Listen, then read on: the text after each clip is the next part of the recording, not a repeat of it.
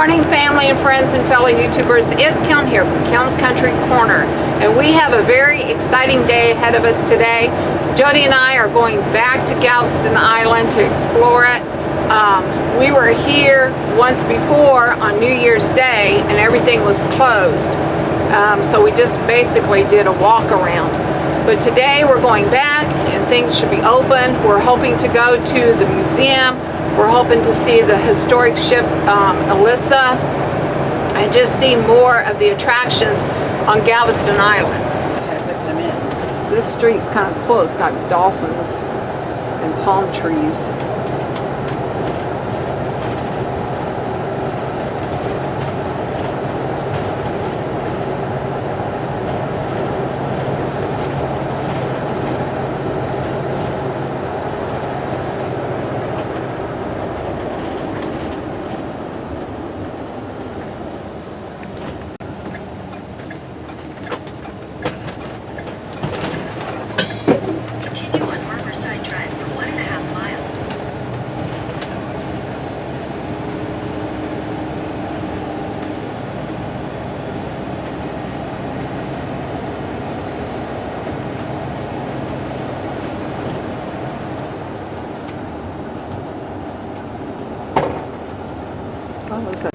That is a large ship over there, guys. And look, they use tractors here in Galveston too. Not just in the Midwest. And Caterpillar. But we're looking at the huge ship. How big that thing is up close. Jody just mentioned that they might be using that ship to ship off some of these tractors and Caterpillars. That would make sense. This is brand new. So,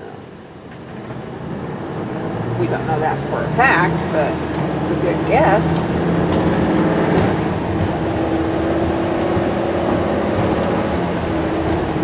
Port of Galveston.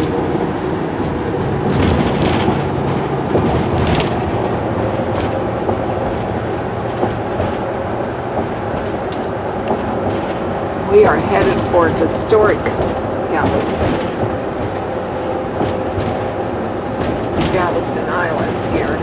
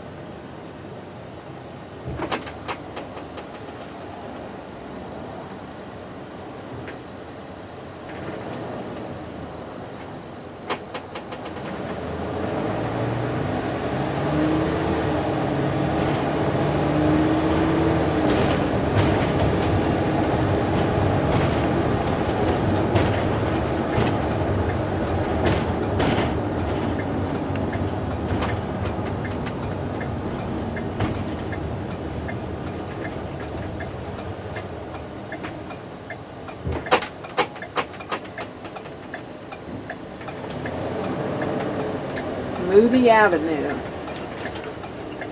It's part of the historic district here. There's Pier 21, the museum. This is the part we will be exploring. You might have to help out. Get out and get that thing.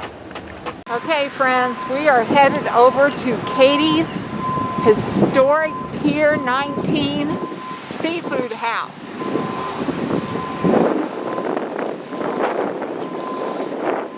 Go in here and grab something to eat. We're going to go in here and grab something to eat.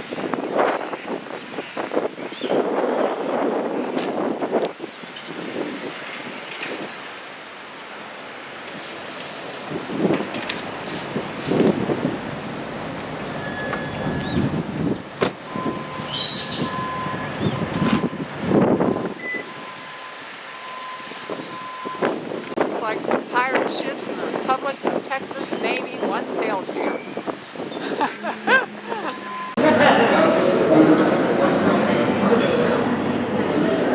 Okay, this is what I'm getting, guys. The fried fish and shrimp basket.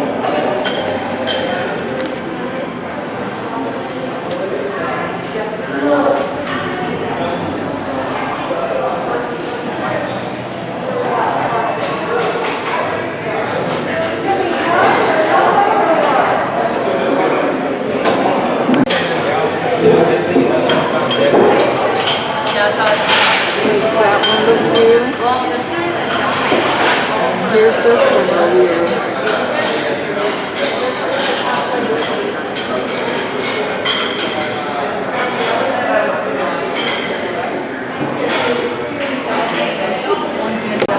Okay, so for today I got the battered fish and 3 battered shrimp. And Jody's going to eat my shrimp for me because I don't like shrimp.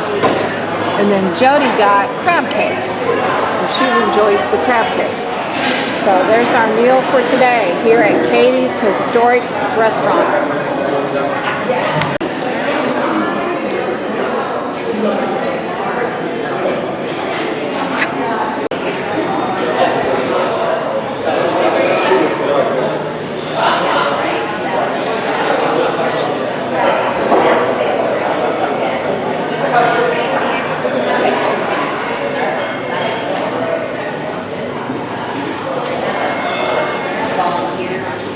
Oh my goodness, friends, we just finished a fabulous meal here at Katie's Seafood. I'm so glad we ate first though. Now we're going to walk off that meal we just had. We want to go down here to Pier 21 and see the museum and the Elissa.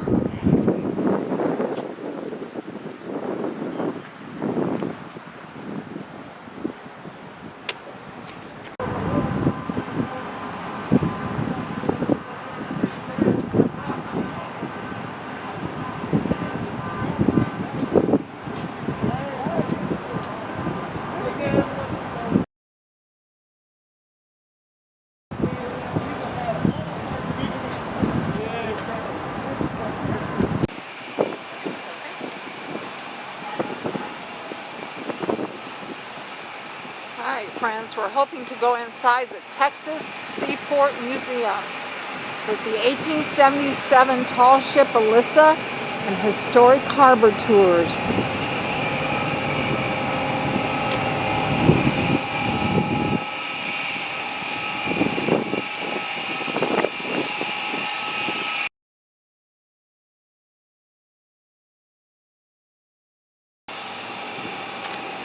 Alright, it says the Elissa is open, so we're going to go in and take a look.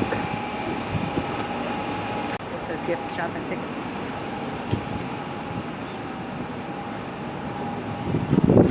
Alright, so we're going to go onto the ship first.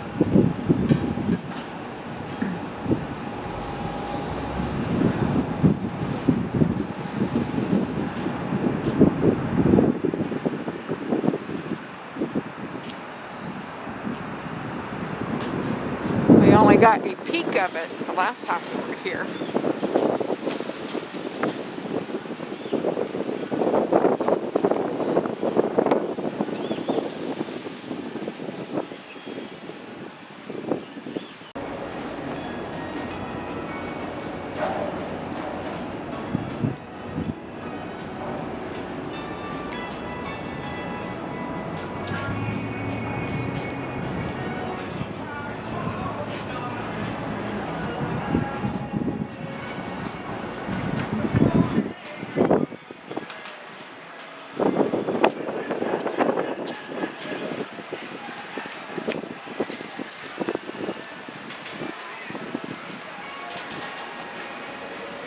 '77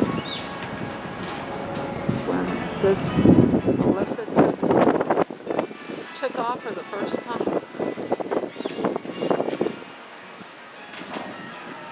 Look how high those masts go. Have to be a pretty big mask to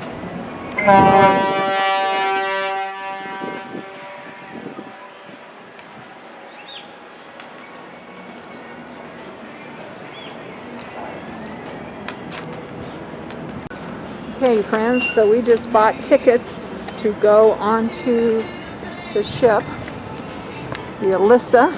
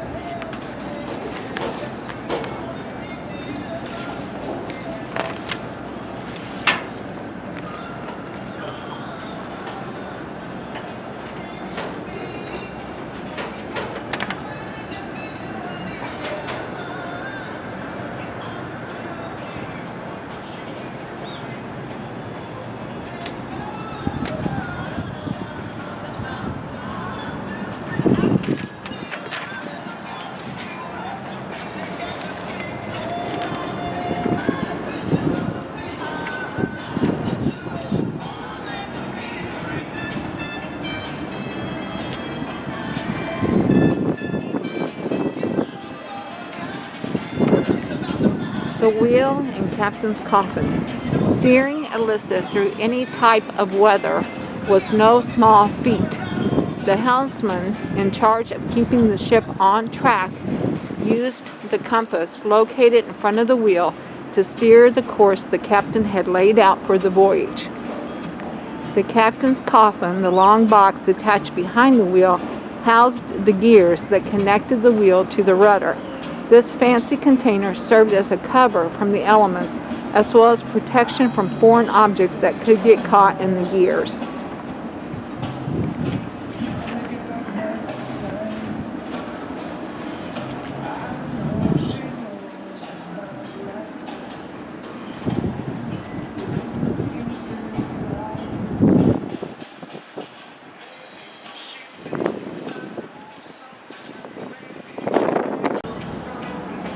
Okay friends, here I am on the Elissa, an 1877 ship, and I'm steering, but I don't know where we're going, so, but come on along and join the fun.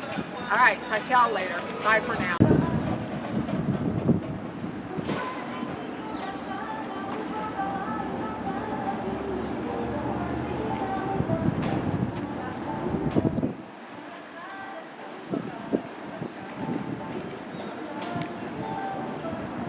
Crow's nest.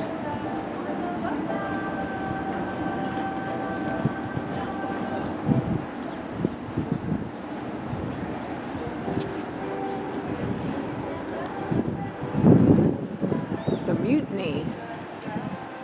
While mutiny on the high seas make for good television and swashbuckling movies, it is considered a serious offense both in the past and present.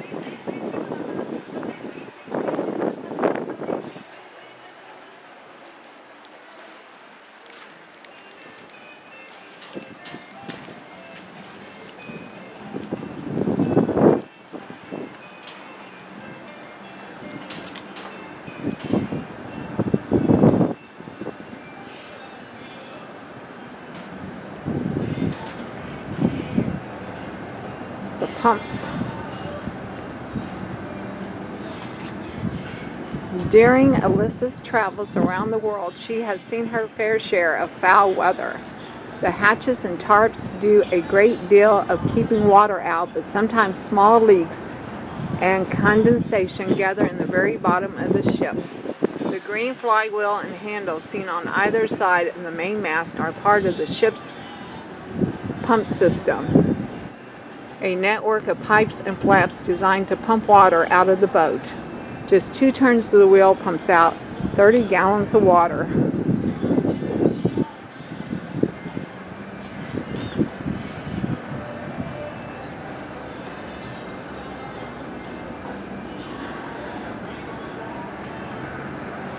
I'll go down there in a minute.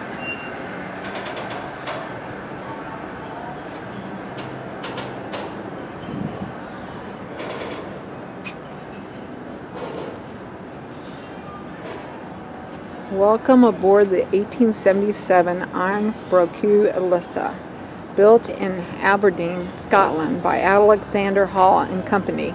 This ship represents the best in riveted iron hull construction and innovative technology of her time.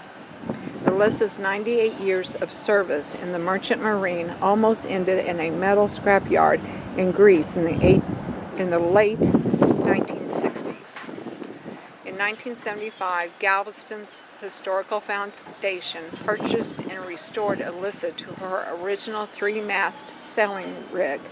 In addition to being the oldest ship in the sailing fleet and one of the oldest in the world, Elissa is also a National Historic Landmark and the official tall ship of Texas.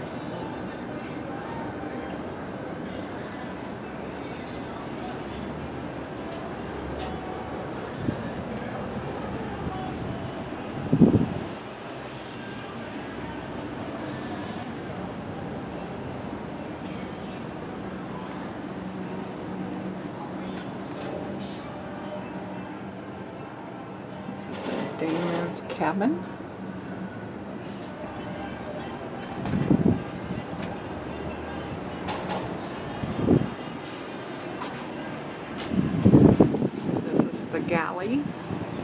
also known as the kitchen. Notorious for being foul-tempered and without any cooking skills, the steward or cook provided what he could with meager fare. Salted beef or pork, rice, beans, bread, and tea was a gourmet as it got on board Elissa. On occasion, fresh fruits and meats could be acquired at port, but for the most part, the food was hot, bland, and just filling, just enough to keep a sailor working through the next watch.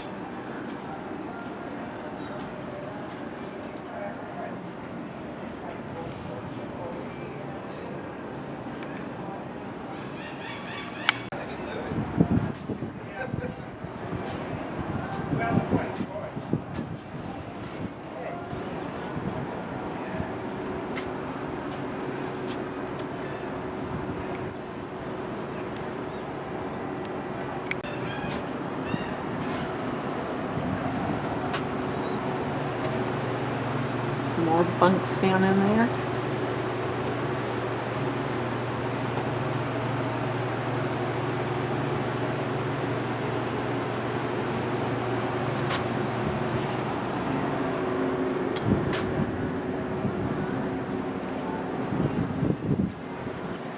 The ship's bell.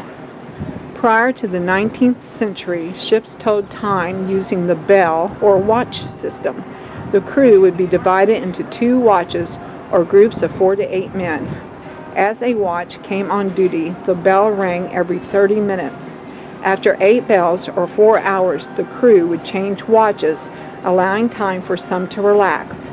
However, being off watch did not mean you were not on duty. Should a storm surface on the horizon or a major repair project need to be finished, the off-duty crew could be called to fulfill the needs of the ship.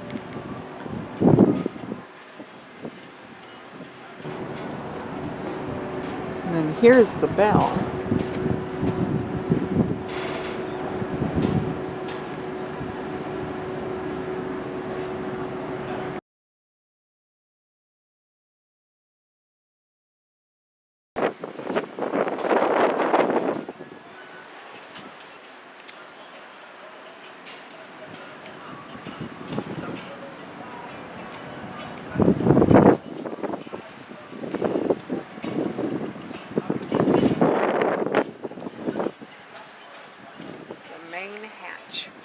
As a cargo vessel for hire, Elissa carried a variety of goods across the ocean.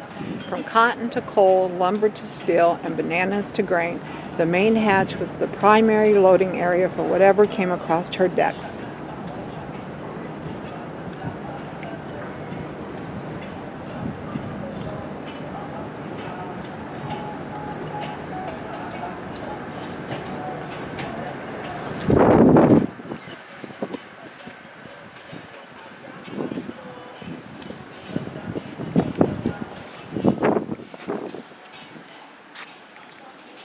Capstan. Simple machines are the driving force that powers the Elissa.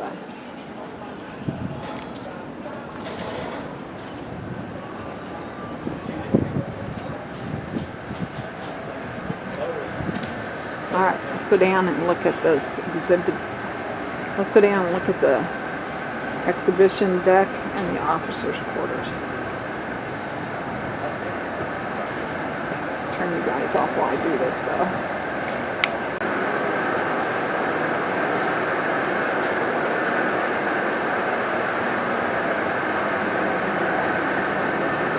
The 2-month journey aboard Elissa comes with many difficulties for the crews. Quarters are tight. The officers have their own private cabins below the quarterdeck, and the boatswain and cook share a cabin near the galley, but the rest of the men all bunk together.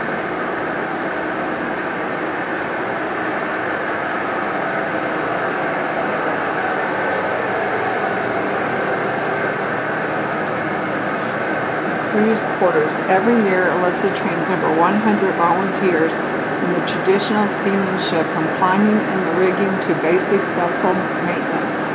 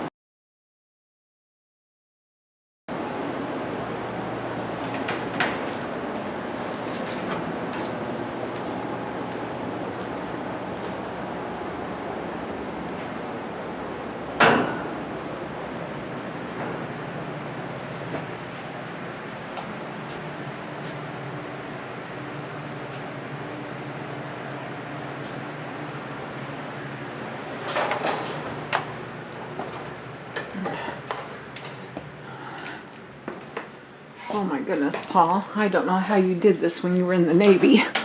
Of course, maybe the ships you were on were a little bit bigger, but there are some tight corners in here.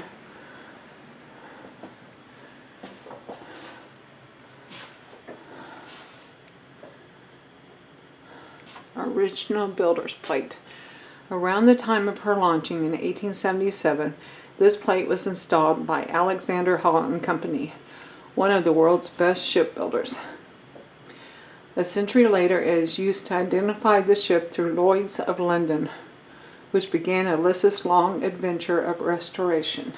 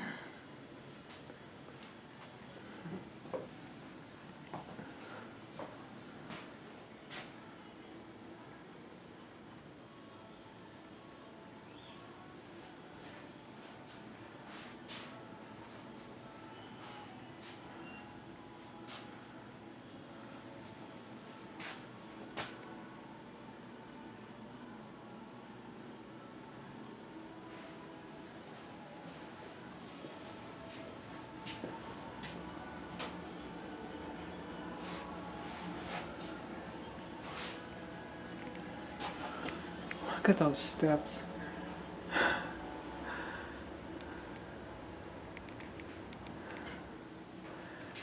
Alright, let's go on back out. Okay, friends, well that was really interesting. And now it's time to head on down.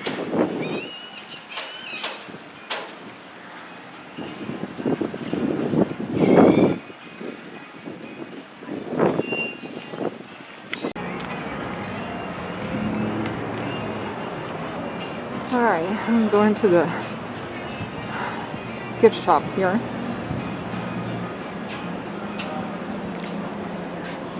For 2 miles. Okay, friends, we are leaving the Seaport Museum and the Elissa, and we are headed to Seawolf Park. Seawolf Park.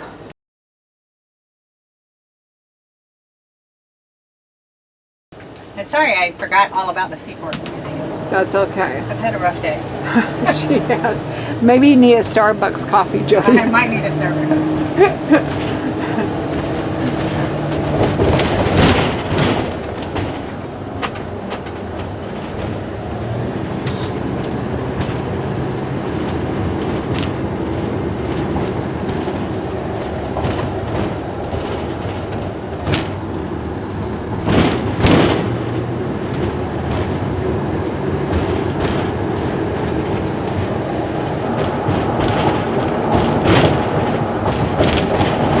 What it has when you get there.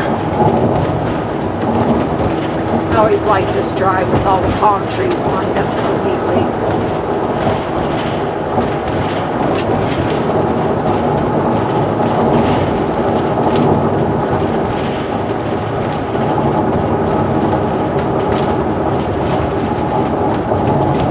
The Seawolf Park is what we saw on the ferry coming over. So that's where we're headed.